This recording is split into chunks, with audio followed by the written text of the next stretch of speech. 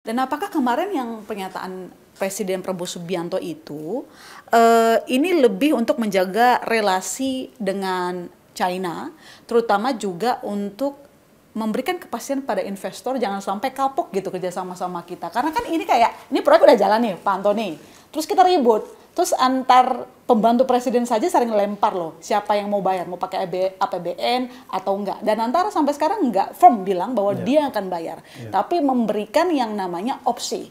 Pun yang terakhir Pak Rosan mengatakan nanti tampaknya APBN akan kena karena ada soal PSO kan di sana. Artinya kalau PSO itu biasanya dijamin oleh APBN.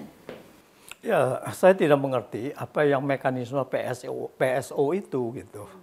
Kalau PSO lalu kemudian diberikannya kepada PT KCIC itu tidak boleh karena PT KCIC itu 40% asing. PSO kan kita tidak boleh memberikan kepada asing. Jadi mekanismenya apa gitu.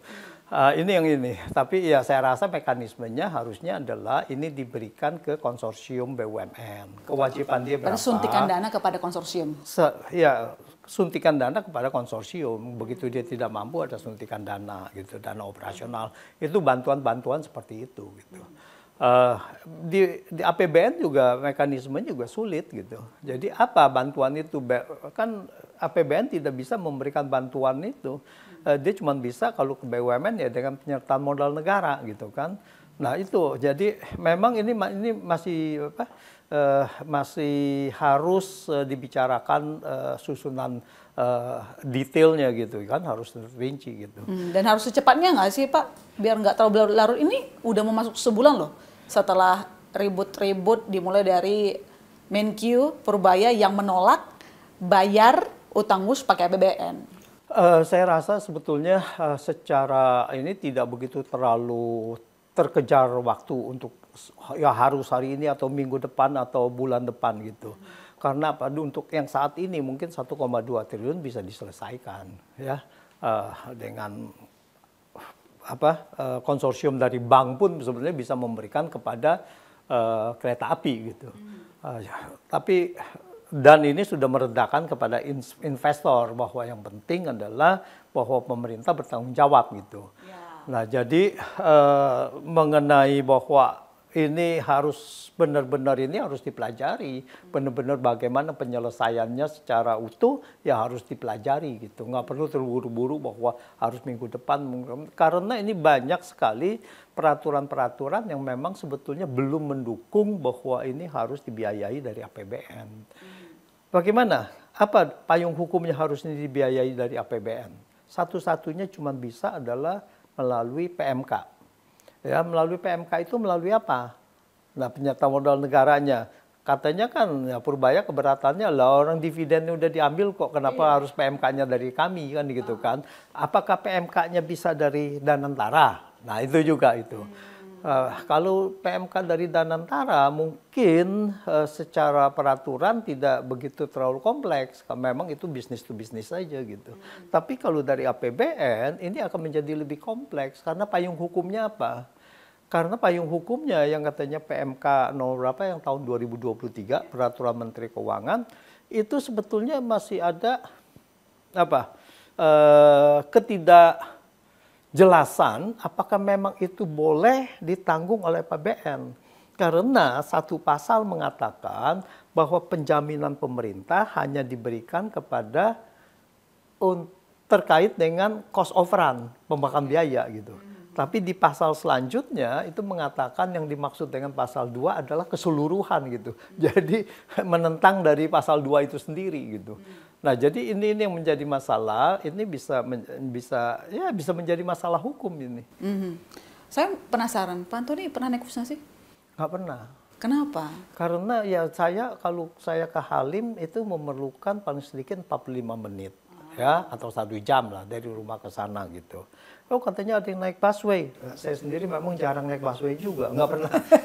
Nggak kirain karena sudah mengkritik sedemikian, udah pernah naik terus kayak, wah ini kursinya kurang bagus, ini kurang empuk gitu. Iya, kalau saya yakin bahwa untuk kenyamanannya pasti nyaman gitu kan, pasti nyaman gitu. Tapi masalahnya bukan nyaman gitu. Dengan Shinkansen juga pasti nyaman kan gitu. Dengan apa orang kereta kebanggaan kita aja Agro Parahyangan yang dipangkas pun kita sebetulnya sudah cukup senang kan gitu kan.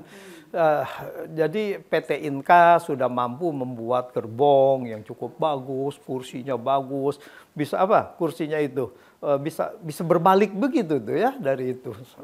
Jadi sebenarnya bukan masalah kenyamanan gitu. Jadi saya juga pernah ditanyakan mengenai, misalkan nih kita melenceng sedikit ya, mengenai GoTo, mengenai Gojek Tokopedia, GoTo pada saat itu.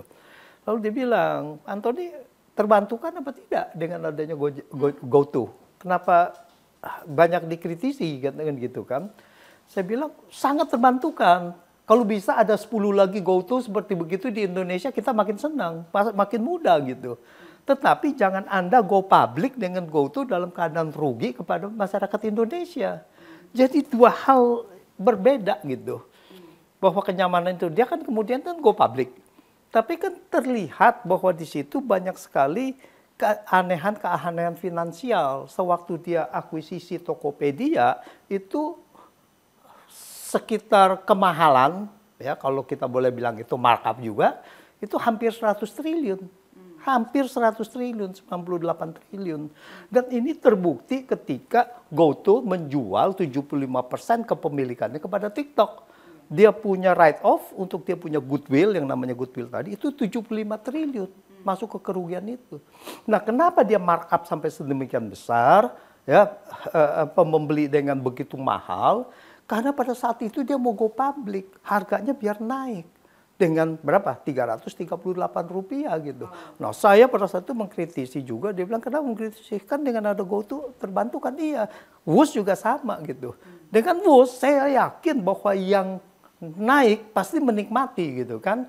Itu bukan masalah di situnya. Masalahnya kemahalan siapa yang nanggung? Kemahalan siapa yang nanggung? Yang nanggung uang rakyat lagi. Nah, kan itu sudah lihat kan APBN atau Danantara sama-sama uang rakyat ya.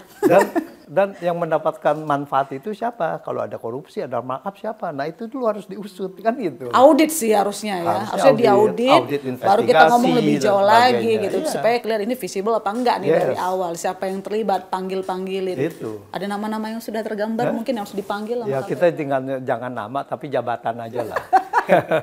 Jabatan yang struktur yang bertanggung jawab kan strukturnya. Jadi yang tadi siapa? Pimpro. Adakah Pimpro? Kenapa dia mengevaluasi itu? Kenapa itu? Oh nggak ada, ini nggak dievaluasi. Lah siapa yang disuruh nggak evaluasi? Siapa itu? Nah ini proyek di bawah siapa? Di bawah Kementerian BUMN atau Marinvest kan gitu kan? Atau siapa gitu? Nah jadi ditelusuri gampang itu. Udah KPK sebenarnya kalau mau juga dalam waktu seminggu ketangkep semua itu. Kalau mau. Kalau sekarang nggak mau maksudnya? Belum mau. Kenapa nggak mau?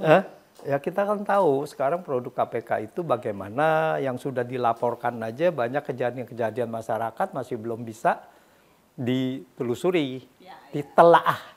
Setelah telaah itu masih belum ada bukti. Ya begitulah. Jadi meskipun kalau dilihat saya tuh dapat data lah dari tim komunikasi pemerintah ya kan mengatakan itu sebenarnya secara ekonomi kita itu sudah diuntungkan gitu kan mulai dari polusi berkurang saya dapat data dari mereka. Kalau Pak Antoni gimana melihatnya? Ya ini kan semua pembenaran aja. Pembenaran itu kan yang tadi kita bicara bahwa apapun proyeknya, apakah itu proyek kereta cepat ini dari China atau dari Jepang, analisa tadi kan masuk. Jadi ini bukan masalah bahwa kita bisa bicara persoalan tadi adalah apakah kita mau kereta cepat atau tidak. Itu bisa. Tetapi bukan masalah kereta cepat WUS atau Shinkansen. Jadi meskipun dibilang di sini datanya annual economic benefits breakdown 3,52 triliun secara total. Secara tahunan data itu menurut Anda masuk akal apa enggak? Ya bisa saja bahwa itu tergantung dari asumsinya dan sebagainya. Tetapi menurut saya relevansinya saat ini adalah bukan itu. Itu relevansinya kalau dia menghitung pada saat apakah kita mau beli kereta cepat atau tidak. Pada tahun 2015 itu. Nah, yang kedua, setelah kita putuskan economic value-nya adalah itu, kita bilang, oke, kita putuskan beli kereta cepat. Lalu kita pilih, mau yang mana? Apakah mau dari Jepang, dari China, dari Perancis atau dari Jerman, kan gitu kan? Yang mana yang lebih paling murah? Harusnya begitu. Harusnya begitu. Cara gitu. berpikirnya. Iya. Pertanyaan terakhir singkat aja. Jadi sebenarnya kereta cepat sampai Banyuwangi perlu atau enggak? Ya, saya rasa ya saat ini tentu saja mungkin dalam 10 tahun lagi juga belum kita perlu gitu. Ya, Jakarta Surabaya bisa dipertimbangkan dalam arti kalau memang kita ada uang dan kalau itu visible tanpa penggunaan B2B yang stick kepada B2B, bukan nanti dirubah lagi, ya kalau memang itu visible ya why not kan gitu Cari kan. partner yang konsisten dari Yang awal. konsisten.